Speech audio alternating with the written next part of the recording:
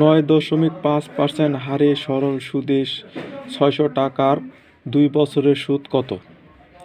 আমাদের এটা সরল সুদের অঙ্ক। সরল সুদের অঙ্কর ক্ষেত্রে আমরা একটা সূত্র ব্যবহার করব। সেই সূত্রটি হচ্ছে I = P/N/R। এখন আমরা এদিকে মান বের করব। P হচ্ছে আমাদের আসল, যেটা প্রিন্সিপাল, P = হচ্ছে 600। N হচ্ছে আমাদের 2 বছর, N কে আমাদের এই বছরের সাথে অর্থাৎ সময়, N হচ্ছে আমাদের সময় 2।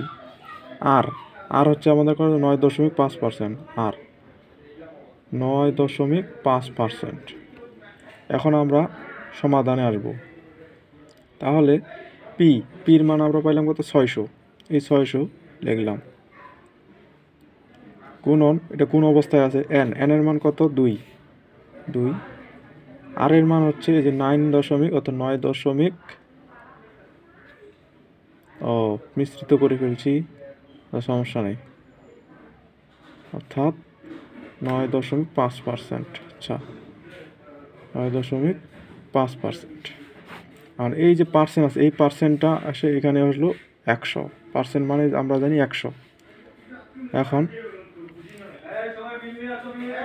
আমরা একটা কাজ করতে পারি, আবার এই যে 600 লিখলাম, 2, এই দশমিক উঠে দিয়ে, আচ্ছা 100 তো আমরা এখানে লিখলাম, এই দশমিক উঠে দিয়ে 1 হইল, দশমিকের পর কটার সংখ্যা? একটার সংখ্যা, তাহলে এই একটা শূন্য হইল। আর এই যে যেহেতু দশমিক উঠে দিলাম, তাহলে এখানে শুধু 95 থাকলো। এই ঢুসুম করে শূন্য আমরা কেটে দেবো, দিলাম 2 দিয়ে 10 ভাঙ, 5 2 10 কাটলাম। এখন এই 5 দিয়ে আমরা 5, অর্থাৎ 5 লং 45, 5 45 অর্থাৎ 19, 5 19 কাটলে 6 আর 19-এ আমরা গুণ করব। তো 6 আর 19-এ গুণ করলে 19 গুণন 6, 6 লং 54, 54 4, তাহলে কত? 5, 6 কে 6, 6 7 8 9 10, 6 লং 54 4 থেকে কত? 5, 6 একে 6, 7 8 9 10 11, তাহলে আমরা 114। এটাই আমাদের উত্তর।